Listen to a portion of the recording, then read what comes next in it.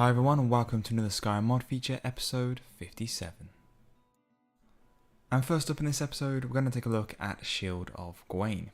It's a shield that's styled very much upon the ones that you see the Uruks carry in Lord of the Rings, and actually has some backstory to it, which you can find on the mod page, as to being a shield from a former member of the Dark Brotherhood.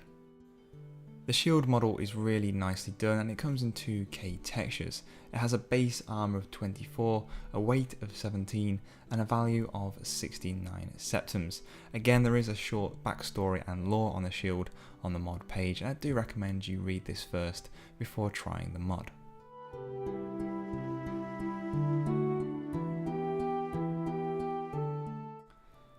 And next up we have a mod which adds stained glass windows to the upper section of Dragon's Reach, so the section in which you can capture a dragon.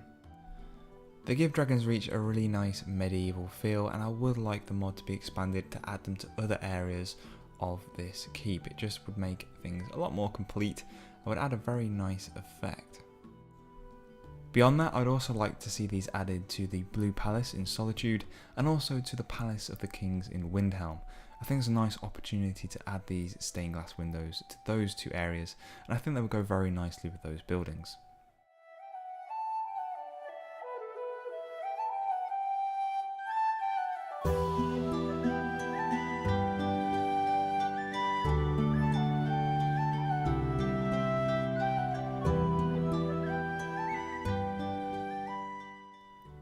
Next up we have an armor mod from Nevermind 43 and it's called Dark Envoy.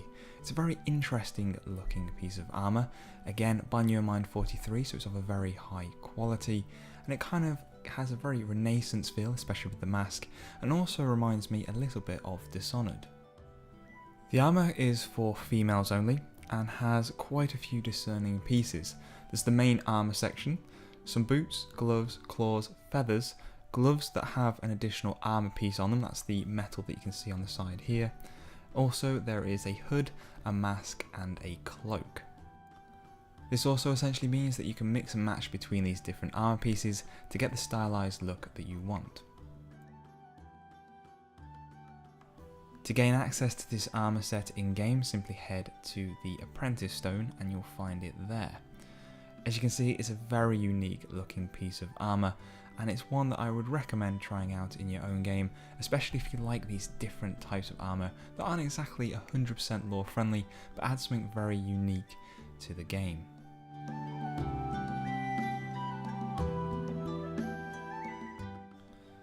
This next mod is a weapon mod, and it's called Crimson Embrace. It adds a new sword to the game, which is available in one-handed and two-handed.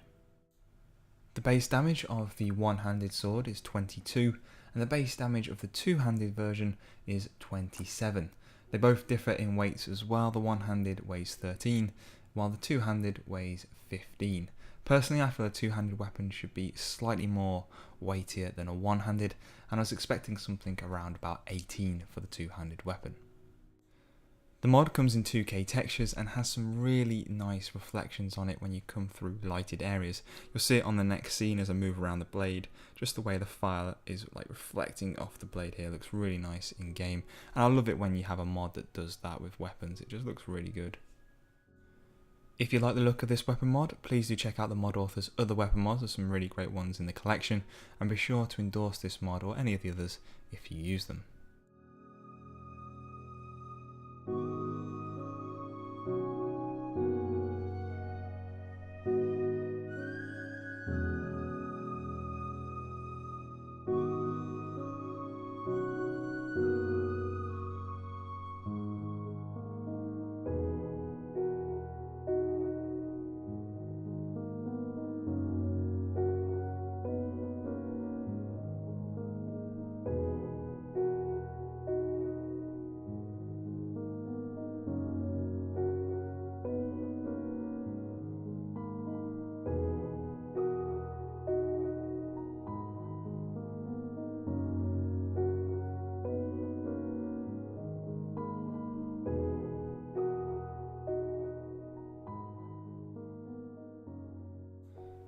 Next we have the Red Assassin HD armor. Now this is pretty much the Nightingale armor with a different style, and for me, Personally, it looks really nice in game. I love the tone and the colour that they've used for the red texture. It looks really good compared to the normal Nightingale armour. To acquire the armour set in game, just head to Nightgates Inn, go down to the basement and you'll find a chest there that has all of the armour pieces in it. Those armour pieces consist of gloves, which increase one-handed weapon, cuirass, which has health and magic restoration ability on it, boots that increase sneaking, a circlet, an amulet which has poison resistance, and a hood. I feel it's important to point out that this is not a replacement for the Nightingale armour. It is a standalone mod in its own right, and is available for male and female characters.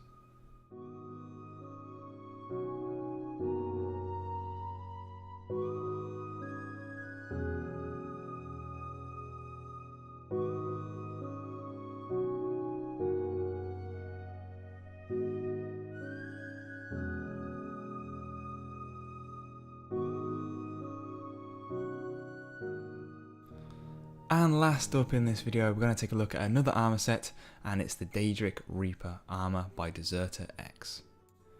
It's available for both male and female characters, and as you can see, the female armour is a little bit more revealing than the male armour. It's a little bit on the skimpy side, but it's not too bad.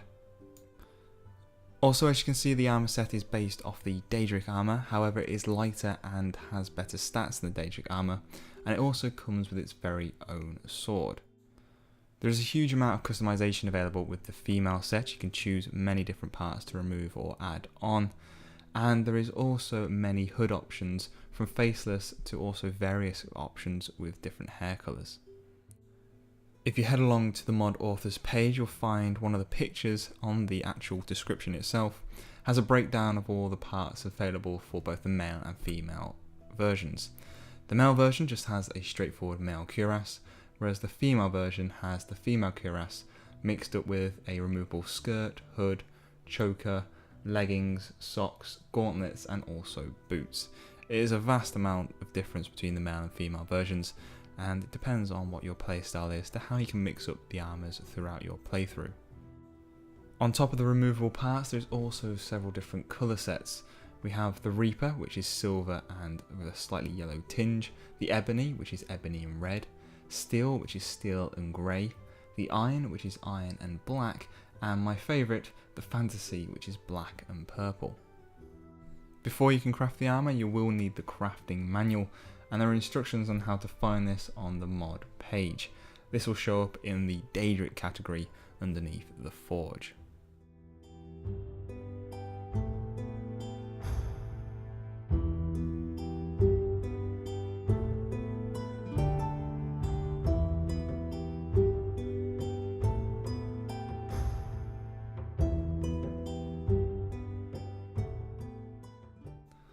That brings me to the end of another Skyrim mod feature, episode 57. If you've liked any of the mods that I've shown in this video, you'll find the links down in the description below. Remember to endorse any mods you use. As always, you can find more of my content on nosgaming.com and also on openworldpcgaming.com underneath their exclusive section. As always guys, thanks for watching, and I'll see you next time.